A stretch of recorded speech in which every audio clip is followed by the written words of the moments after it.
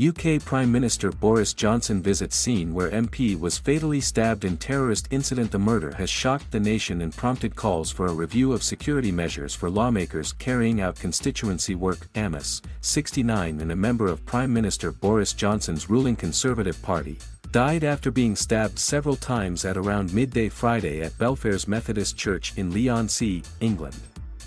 A 25-year-old man was arrested on suspicion of murder and a knife was recovered, police said. He is believed to have acted alone. The early investigation has revealed a potential motivation linked to Islamist extremism, the Metropolitan Police said in a statement overnight. 2 addresses in the London area are being searched, the force said.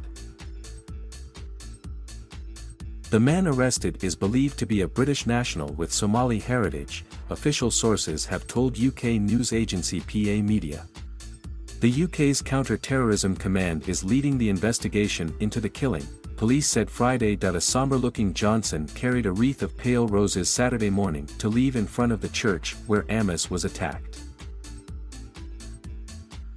He and Starmer were accompanied by Home Secretary Priti Patel, whose government department is responsible for policing and counter-terrorism efforts in the UK.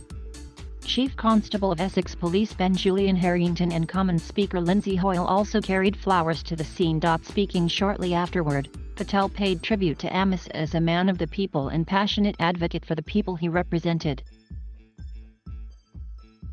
He was killed doing a job that he loved, serving his own constituents as an elected Democratic member, she said.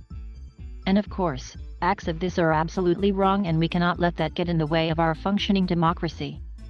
Patel said she had been in discussions with the Commons Speaker, police, and security services to make sure measures are being put in place for the security of MPs, so that they can carry on with their duties as elected Democratic members.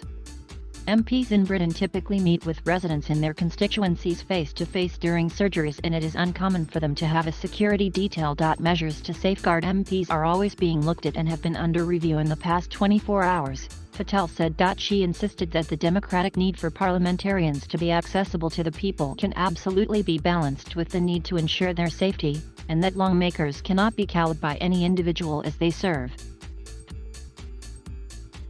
Huge anxiety among lawmakers. This was the second murder of a sitting British lawmaker in 5 years, after Labour MP Jo Cox was killed in her constituency in 2016 by a man with extreme right-wing views, and has reignited discussions about the safety of the UK's elected officials. Conservative MP Tobias Ellwood, who tried to save the life of a wounded police officer during a terror attack on Westminster in 2017, tweeted Saturday that MPs' engagement with the public was a vital part of our work.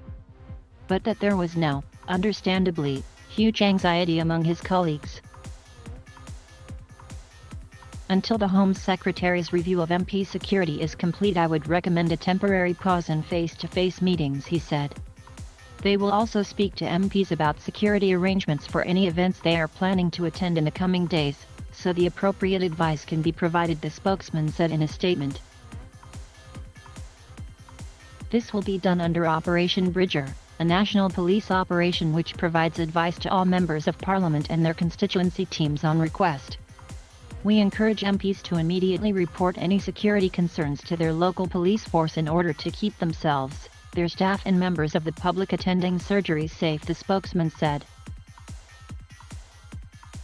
Johnson, we lost a fine public servant. The country's political, religious, and societal leaders, and its royal family, all condemned Friday's attack and paid tribute to Amess. A vigil was held Friday evening at St. Peter's Catholic Church in Leigh-on-Sea for local people to pay tribute to Amess. Amess entered Parliament in 1983, initially representing the Basildon constituency, and had served continuously in the House of Commons since then, making him one of the longest-serving lawmakers in the chamber.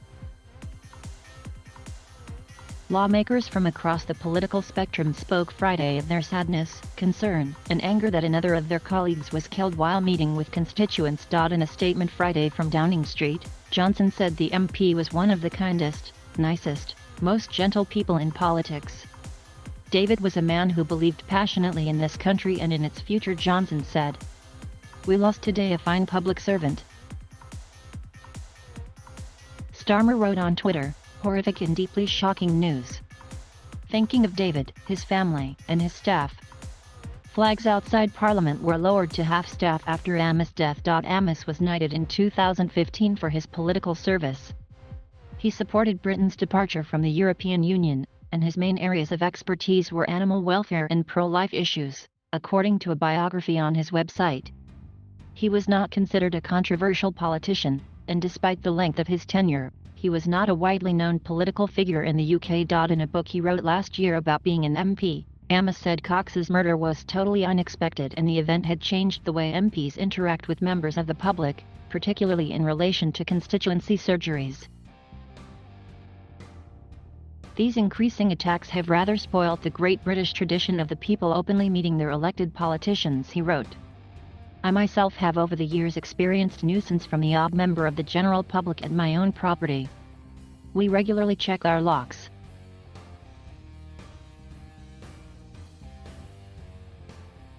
Thank you for watching. Please subscribe